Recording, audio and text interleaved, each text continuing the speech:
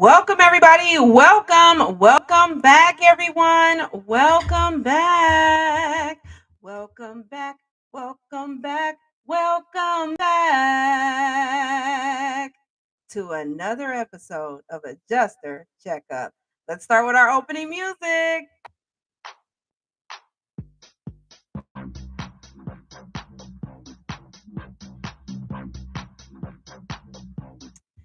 All right, we are back for another episode. And tonight we are in season 2, episode 8. And welcome. First of all, let me welcome you in. I always just want to get down to the nitty-gritty. Let me take a few seconds here, just a few.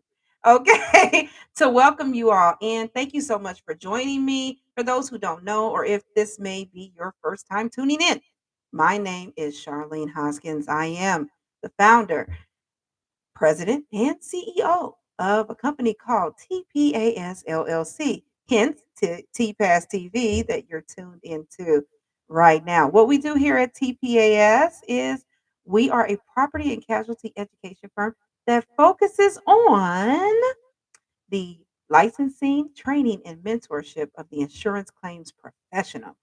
And this, for the last 11 years, 13 years, we have been focusing specifically on the claims adjuster. Hey, how y'all doing? Hey, yay, because we know we need some love and some help over here in adjuster world. Okay, so welcome back to another episode of Adjuster Checkup. I'm coming to you every Wednesday at 8 p.m. Central Time, and we talk about different issues that we face as adjusters. We are giving tips here. We are tuning you guys in sometimes to gigs and what's going on with the weather, all the things that affect our world and our career. So, this season has been all about, excuse me, adjuster longevity. And so for this episode, we're going to talk about, and I actually think maybe my glasses might be a hindrance, but hopefully they're not. But this season, we're going to talk about, excuse me, this episode, we are talking about building resilience, overcoming challenges in adjusting. And let me tell you, there's a lot. All right. So, for those who may be again looking at me here for the very first time, I've actually been an insurance claims adjuster since 2005, since Hurricane Katrina. So, I've been through some things. All right. And I've not only been in the adjuster role as a fast path adjuster, a contents adjuster, a structure adjuster, both in the field and in the office, a desk adjuster, a supplement adjuster. I've been a team lead. Of course, I'm been a trainer and created my own training company, right? So I've seen a lot of things, all right? And I've been to a lot of places, but nothing as lovely as you. Anyway, so let's talk about the importance of resilience. Resilience is going to be crucial in this industry. Unfortunately, things are going to happen and people are just going to tell you to suck it up, buttercup, and you're going to have thick skin. And for the most part, you are. If you are sensitive, like I am, if you are empathic, like I am, it's going to take some practice. Okay. I will tell you this, Hurricane Katrina, I was on the phone. People started crying. I was crying with them. All right. But eventually you learn how to maintain that empathy without losing control of your emotions. Okay. So let's do a brief overview of what's going to be covered in this episode. We're going to get down to some real things that we deal with, and we're going to talk about it. If you know from any of our other adjustment checkups, I try to keep it as real as possible on this thing. We're going to talk about those excessive meetings. We're going to talk about workplace bullying. We are going to talk about nasty insureds, and because you are looking at a woman of color, we're going to talk about the challenges of adjusters of color. All right, because they are out there, and it's troubling you all. It's really troubling. So, okay, so let's get into it. First and foremost, I'm looking over because I want to pay attention to my time, and I don't want to lose track of it. So first, we're going to talk about, we want to talk about the role of resilience in regards to your longevity and your long-term success. It is extremely crucial. The more resilient you are, the more level headed you can be, the more successful you will be in this industry. All right. There's something that my mom likes to say: never let them, never let them see the white of your eyes. Okay. And that's the thing. You are going to have to figure out a way. And I've got some tools and some techniques, but again, every person has their own way of doing this. But you are going to have to shield yourself from the things that are going to be coming your way, from the different, the best way I can say, the different energies that you will be encountering. And they will be coming from different directions. You're going to need to figure out how to prepare yourself, how to guard yourself against those things without being closed off. Okay. Once you figure that out, you'll be very successful in this industry and in doing your different roles. And this is no matter if you're staff or you're independent. Okay. Because I'm sure staff has their issues too. I've had many a staff adjusters that have contacted me and converted over to the independent side because of having basically a non-conducive working environment. So I'll give you a few real life examples because you're going to be dealing with a lot of things. You are going to have, sometimes you'll have some jobs and positions and assignments, and it'll just be chef's kiss lovely. Everybody's nice, the coworkers are nice, everyone's working as a team, everyone has a team mentality. Your managers are helpful. They're not just sitting behind a desk and pointing fingers or sending, reviews of your estimate back and saying, this is wrong, fix it, and not giving you any kind of direction.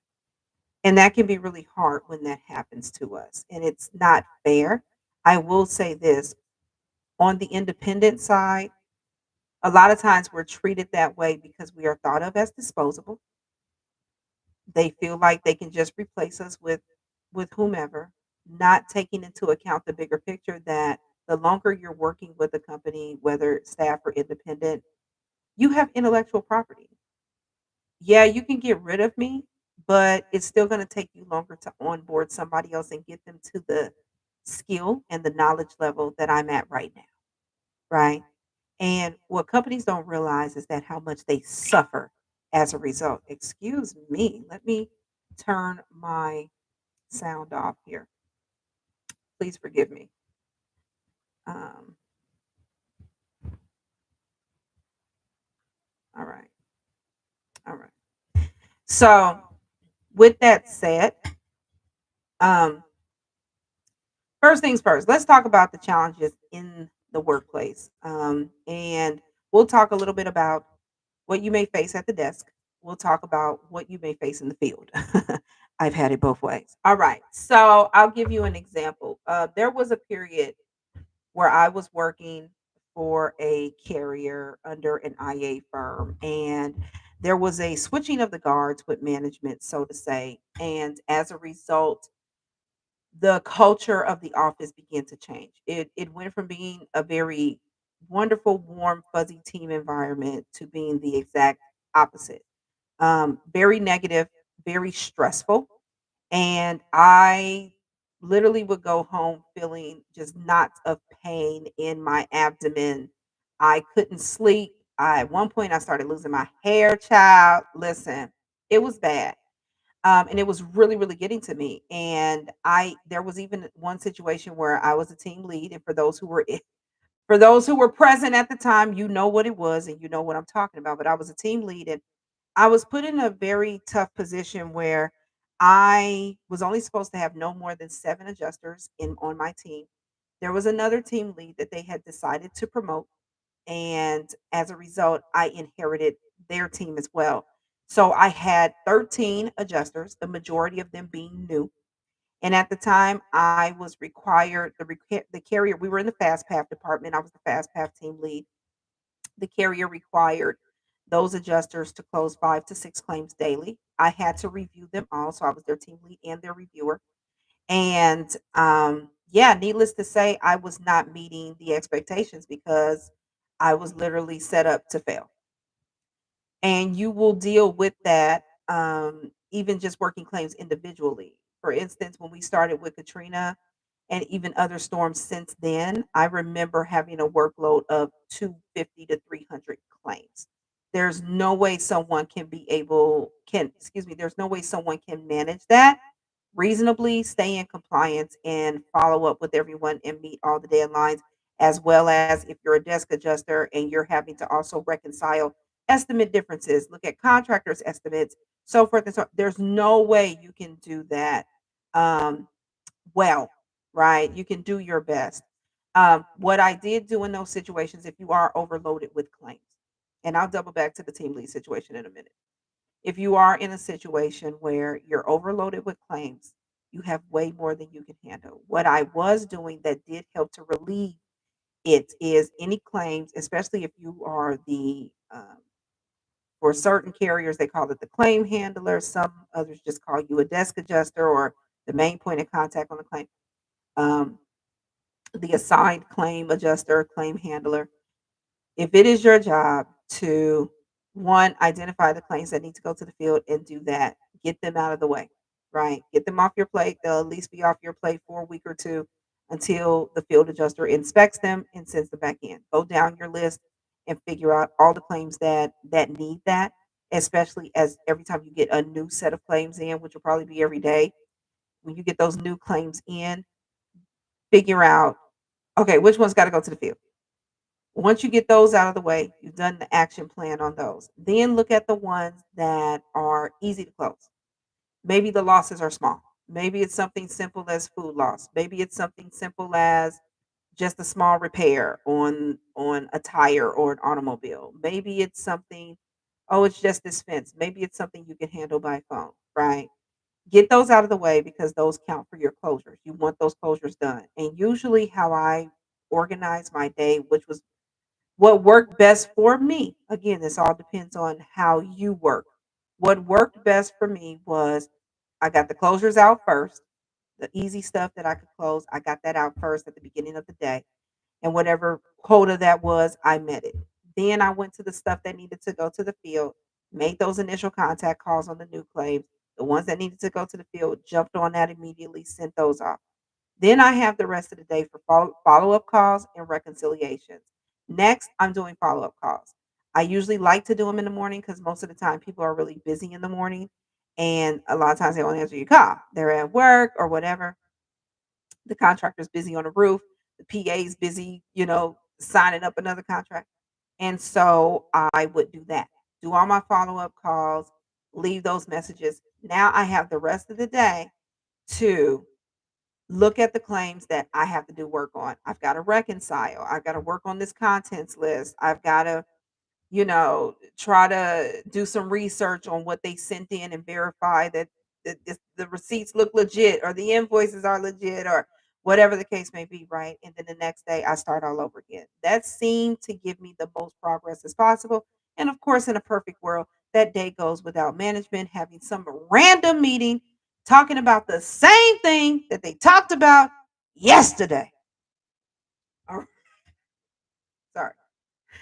Y'all know what it is. It's ridiculous. Management, stop sending carom shots to the entire claims department for what five people are doing. If you do not have the the notes to just call and talk individually to those five individuals or 10 individuals that are screwing up or even 20 individuals that are screwing up rather than telling the 100 of us like we're all doing it, stop doing that. That's so annoying.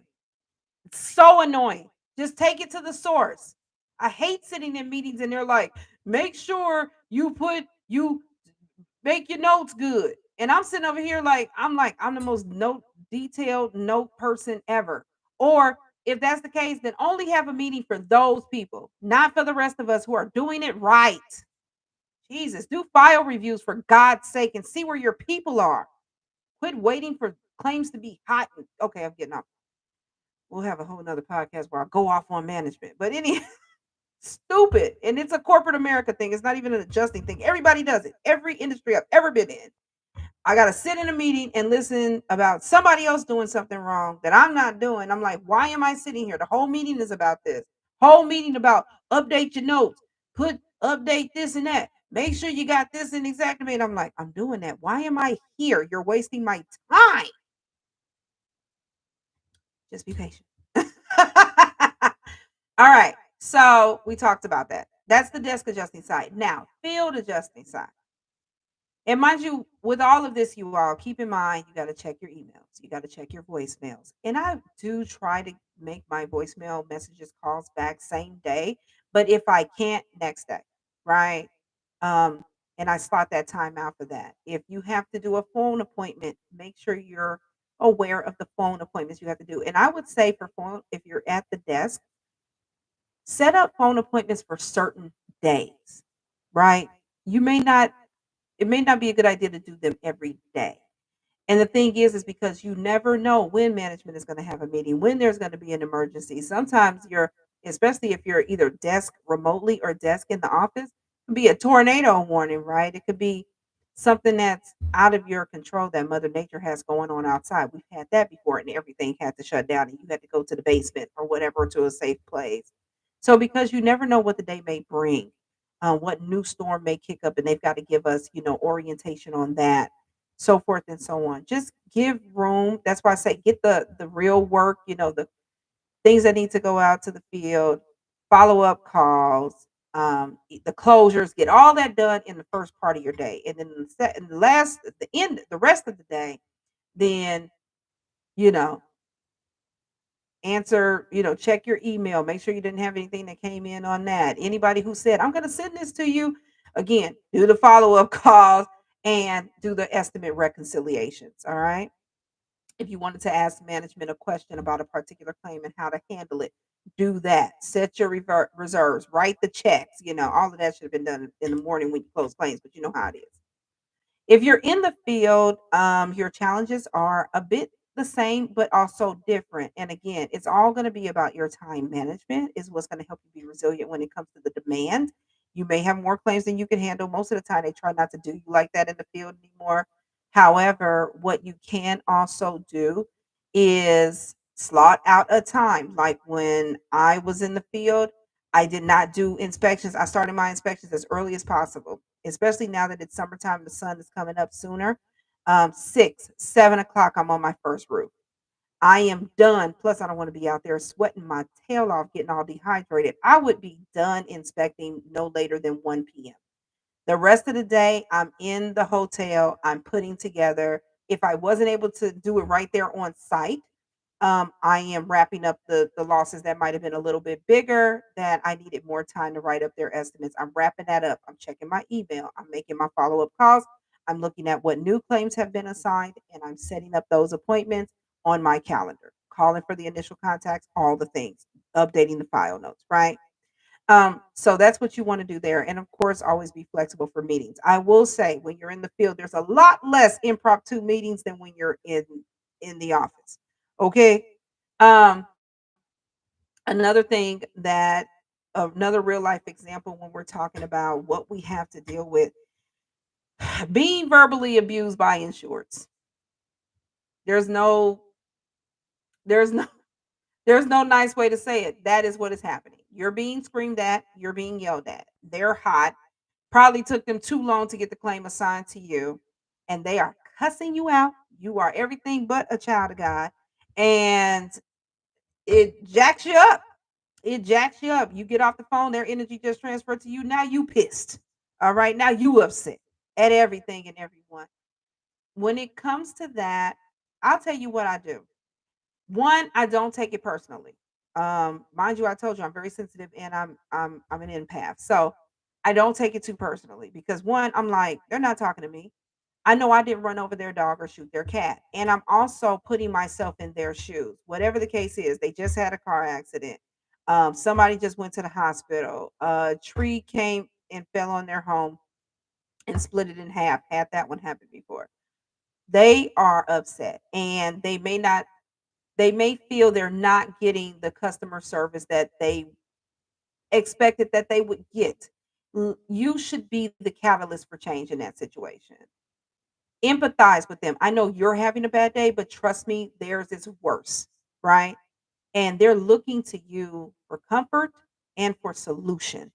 Provide it.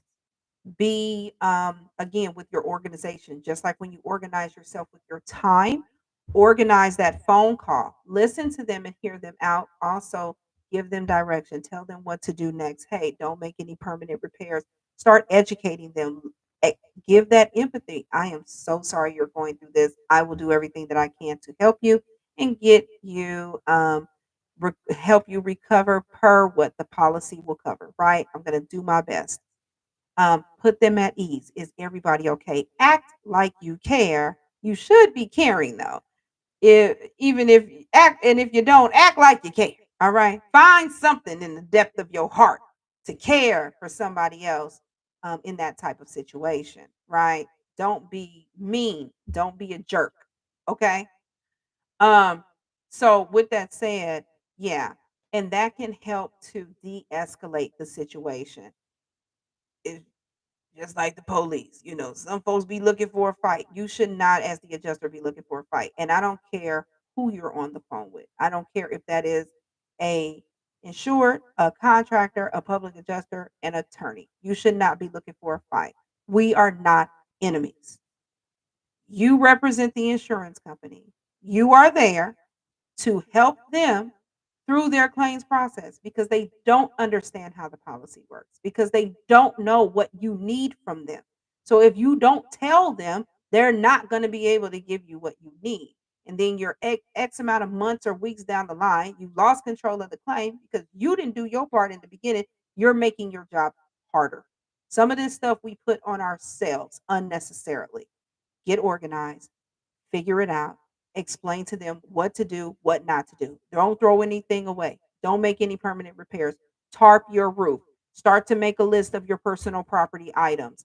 Give them direction, give them something to do so they're not calling you constantly. And when they're on the phone yelling, listen, be quiet. Shut up. I don't know how I don't know a nice way. Shut your trap.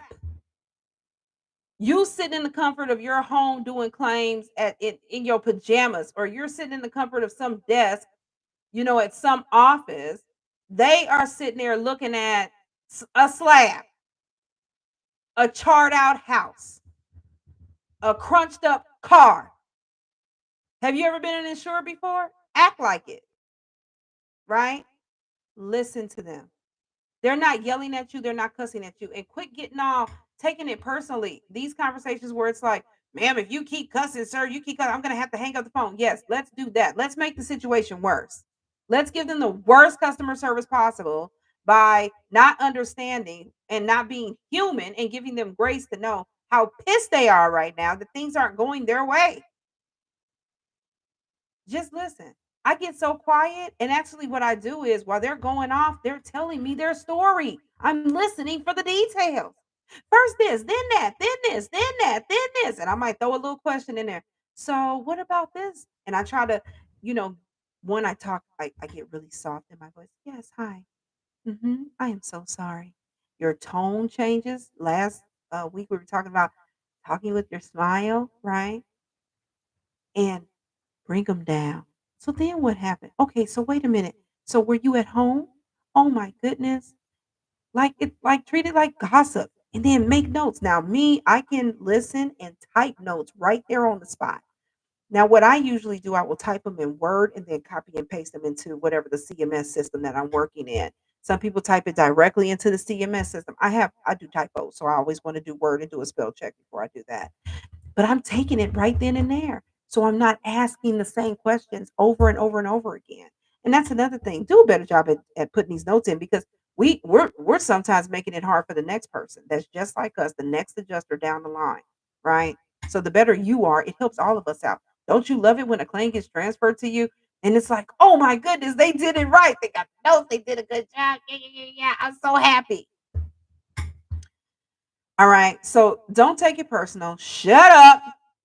I know you got other calls to do. I know you got other fish to fry, but just act like you don't for just a second and just hear them out.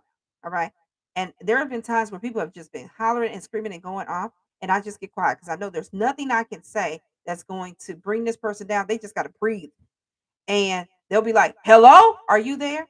"Yes, I'm still here. I'm just listening to you." What can you say to that? Nothing. What fuel can you add to the fire by saying that? Absolutely nothing. They're like, "Okay, well, I guess I'm done then. So now what?" I'm like, "Okay, based on what you told me, I either have some solutions because when they were ranting and raving, I got the details that I needed, or I got a few more questions for you. Can you bear with me now? I want to help you. Just bear with me, okay? I know it feels like, yes. And I agree with him. I know this is a tedious process. It should be very easy. Unfortunately, because of the way the policy is written, that's not how it works. However, that's what I'm here for. I'm going to help you through this process, right? So I know it's like, I thought you was gonna help me. I am helping you. Be quiet. Be quiet. There is power in your silence. Listen and quit formulating a sentence of what you're going to say next or how you're going to rebut or how you're going to correct them. Correct them later. Listen to them now. All right. I apologize. I'm not sure where you got that information. However, it's this instead of that. Not, no, that ain't it. That's not how it works. No, you're wrong.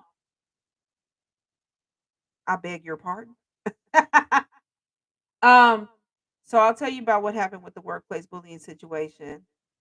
Um, I got overloaded with claims. I'll double back. I'll give you the end of that story. I got overloaded with claims. As a result, I was not meeting the quota because it just wasn't even humanly possible for me to do so. I was literally reviewing and training all day long and with my team. And then at night, I was logging into the system after hours at my house and reviewing some more till 2 and 3 o'clock in the morning, getting up and having to be at work at 7 o'clock in the morning and doing it all over again and still not meeting the numbers. We were in a conference call, a meeting one time as the team, all the team leads and the managers, and I got reamed. "Why aren't you making your numbers? What's going on?" I'm like, "I got 13 people." "Well, how many numbers you got today?" "I got this." I gave double digits. The person took the double digits, threw them up in the air. It seemed like while he was talking, when they came back down, it was a single digit number. So really, all you got is six closed. I'm like, huh? And I felt humiliated, and I had had enough. I went home that day and I cried. And after I got done crying and wiping my little tears, I was like, I don't have to take this shit. I'm out of here. This is BS. I am a really good adjuster. I'm a really good team lead, and I'm literally being set up for failure. F this. F them folks. I feel like half baked. F you. F you. F you. You cool. F you. I'm out. Right. And so the next morning, I did not put my purse down, my bag down, did not take my jacket off. I went straight to my back to my manager's office because one of the things that he said was, "Well, maybe somebody else can do it." And I pleaded in the meeting at the time, afraid of losing my job. I was like, "No, I can do it. I can do it." But when I got home and I really thought about it, I was like, "Fuck this. Get somebody else to do it then." And that's what I did. I went in his office. "Hey, how you doing?" I said, "I'm all right. I thought about what you said yesterday. And I think you're right. I think you need to get somebody else in here to do this because I can't do it." Okay. And he was surprised. He said, "Okay, well, we'll work on getting somebody else in there." I said, "I will train them. I'll do whatever you need to do, but I'm out of here." He said, "Okay, and then we'll move you back to supplements." I said, "No, I don't want to move back to supplements, meaning I quit. As soon as you get somebody to replace me, I'm out of this whole office." Is really what I was saying, but I didn't say it, but I said it without saying it. And he said, "Okay." I walked out the office. I felt empowered. I was relaxed from that point forward. I'm like, I'm doing the best that I can. You don't like it, get somebody else to do it. The conversation was never brought up again. I was never replaced. Stick up for yourself, know your worth, and don't cower to anyone. All right, I got about a minute left. Um, yeah, de escalate the situation. Don't take things personally. Get organized with your time. Figure out how you're going to lay out your day so that you're not chasing your tail all day long. And that will help you to be more resilient as an adjuster. I know I only keep this to 30 minutes. I'm not going to keep it any longer.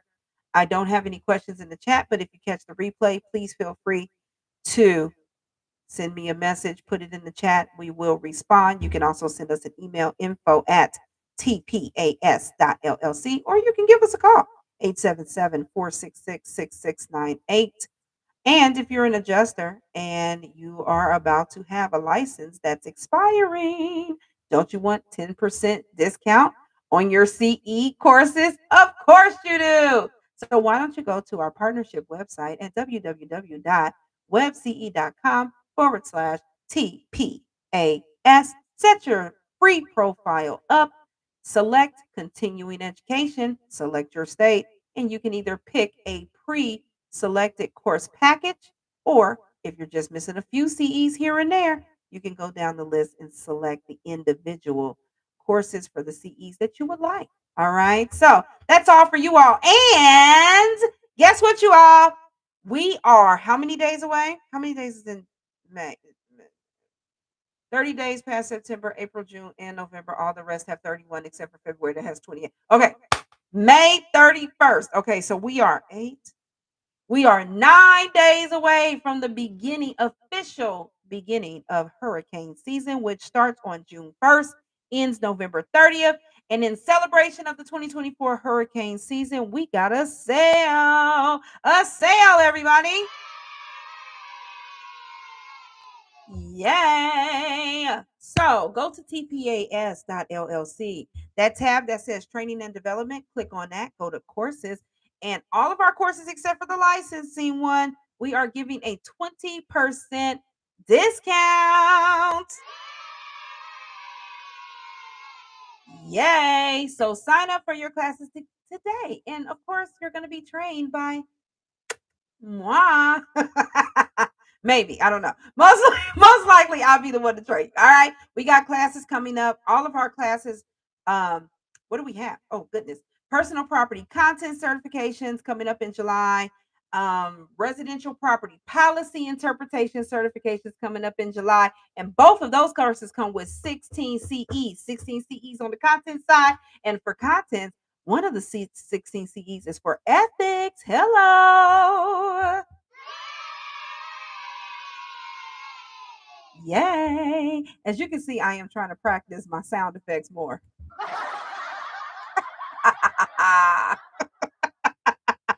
All right. And then also the policy interpretation course also comes with 16 CEs.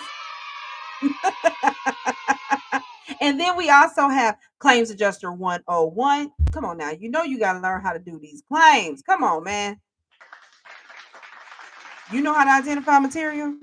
Are you having trouble, trying to reconcile claims because you don't even know what you're looking at? And I'm gonna create a claim reconciliation class. Don't somebody want to know how to make comparatives or something?